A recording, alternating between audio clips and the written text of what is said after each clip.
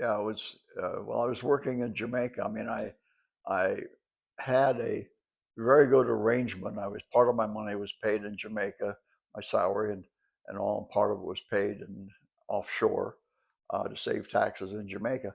And the cost of living when we first went there was very, very low. I mean, a full-time maid was equivalent. We were still in pounds and sterling and pence when English system when we went to Jamaica, but equivalency in U.S. dollars, a full-time maid was like $15 a week, Wow. and she was living on that and supporting a family in some cases, and a fully qualified cook might have been $18, $19, and then a helper maid was maybe $12 or $10 A or week. something a week. A week. We're talking a week, and a gardener, $10, $12, and some of them lived in. Some we gave living accommodations to, and so we sort of ate out of our kitchen as well and all. And some did and some didn't, but it was a very a very nice lifestyle for us because we were really living large. I mean, I had a very good income, had a nice place to live, and had a very good job, and we had all this money offshore that we weren't going to really bring into Jamaica, and so we decided after I guess we'd been there maybe a couple of years. I can't remember how long we'd been there. We'll take a trip to Europe. We'd never. I'd been to Europe. I'd been to England a couple of times on business for the company for various reasons, and but the family had never been, so I wanted to take them. So Randy, who was probably I can't remember, maybe 10, 11, 12 years old at the time, really got into planning trips. He really his deal was planning trips and all. And I can remember that the first trip we took was going to be to we were going to fly into Amsterdam. Uh, Oh wow, trying Gotta come a right to us. bird trying to get in the house. Blue Jay. We are going to fly into Amsterdam, and then we are going to rent a car in Amsterdam and travel through Holland and Brussels and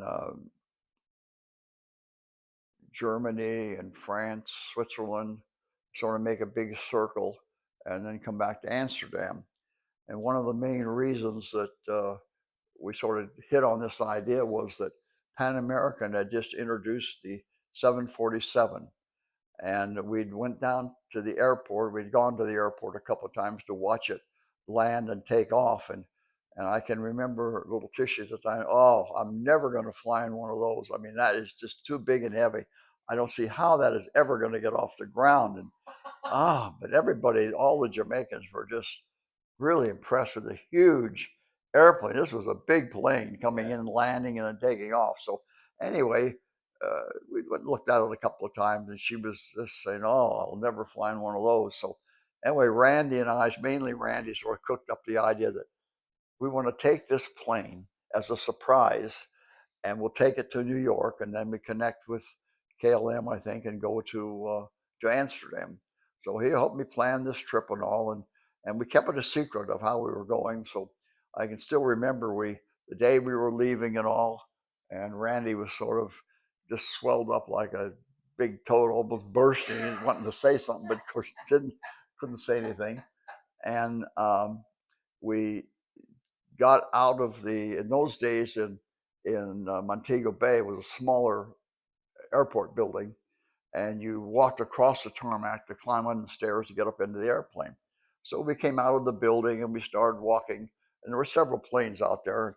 We started walking towards this big 747, and she didn't think much about it. She wasn't paying attention, I guess. But anyway, we got up to the steps to walk up to these. They had real big double wide steps going up to this thing. He was saying, got up the steps, and she looked at, what? I'm not getting on this. I'm not getting on it. And so we have no choice. We have tickets. We got to go. I'm not going on this thing. So finally, we sort of carried her kicking and screaming onto the plane.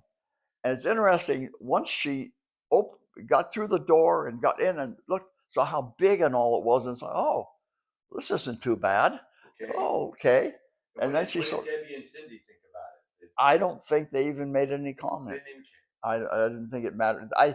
They might have known. I can't remember if they were in on the secret or not. I can't remember, but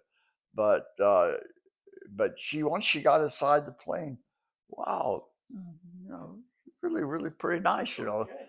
And of course, we took off okay and landed in New York okay, and everything was fine. Landed in Amsterdam okay, and had a very very nice trip. Renting a car, and I can still remember driving, especially in Paris. Holy mackerel!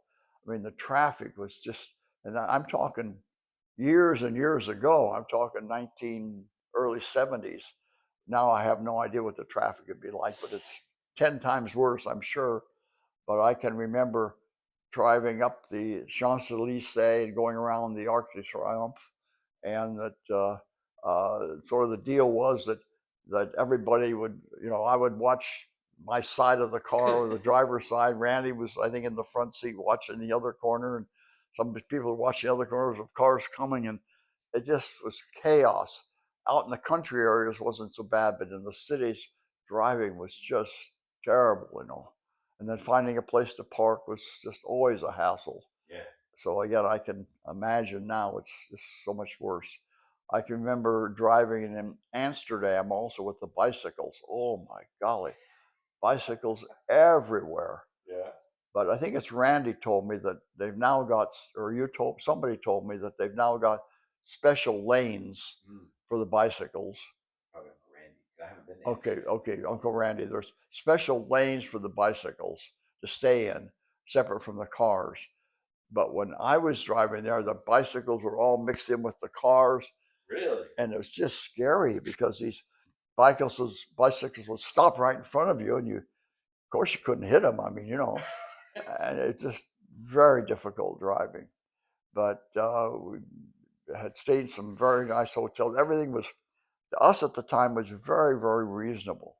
I mean, our converting our U.S. dollars to the various, all the countries were separate currencies at the time. You had to convert, every country had to convert money. Right. And our conversions were very good. I mean, our meals, our hotels. I mean, in some cases, had a very nice hotel room. When we converted it back to our money, it was like $25 a night. Wow. And it was just a pleasure. I mean, and I can still remember one meal we went in Seville, Spain, and we'd asked to the hotel. There was a nice restaurant, a nice meal as well. There's a very expensive restaurant, but it's really nice. Down on the river, they have strolling violin players, and it's just really nice. And they have the best steaks in town if you want steak, and so on and so forth. Okay, well, we'll give it a shot. Again, in our conversion, it was inexpensive, so we went to the restaurant, got a table sitting right on the river, looked at the menu and all, and saw Chateaubriand. And whatever it was, I can't remember, but it turned out, of the five of us, it was about $2.50 a piece. Are you serious? For sharing like two big, huge Chateaubriand steaks, you know, with all the trimmings. And it was so good. I mean, we went back the next night and did the same thing all over again. It was just fantastic.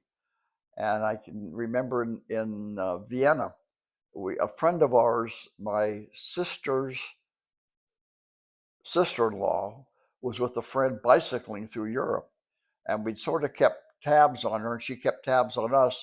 And the idea was we'd meet in Vienna. And so at the time, we were just getting involved with the Intercontinental Hotels, and I had a special. It gave me a special rate or something just to check out some of their hotels. We stayed in their hotel in Paris, which was an old um, castle, so not castle, Chateau, kind of a what? like a chateau. No, it was right in the center of town. It was a Palace or something. a palace. It was a palace. Yeah, it's called the Palace, and it was a beautiful, big old building. I mean, unbelievable. And the rooms were small, and we had, I remember, two rooms and all. And again, it was maybe cost us, I don't know, $100 a room or something with a discount in Paris, but it was a marvelous hotel.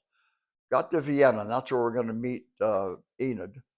And she's worn out from bicycling. We finally meet her. She knows the hotel. We get to the hotel. She's there in the lobby, and with her bicycle, and so happy to see us, and so on and so forth. We take her up to our room, and she gets cleaned up and everything, and so okay, let's go eat. What would you like? I want to have some meat. I mean, I've been just eating in grocery stores and delicatessens. I want to have some meat.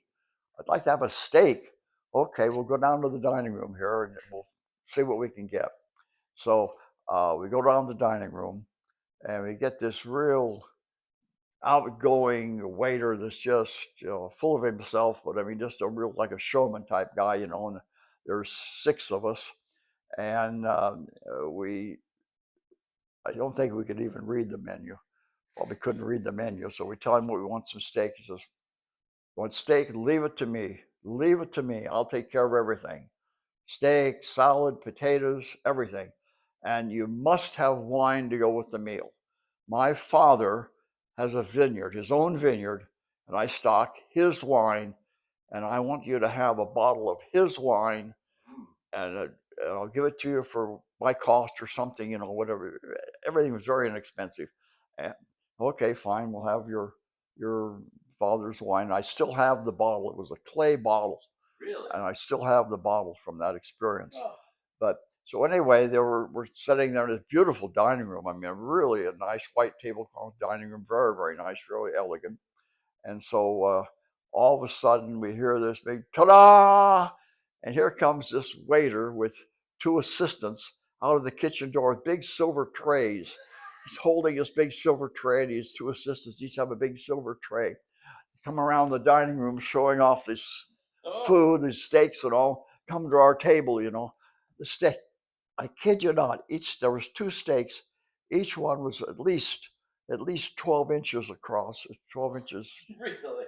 square. Big old. Big steak and thick, And so he prepares them all and cuts them and had all the trimmings, the vegetables.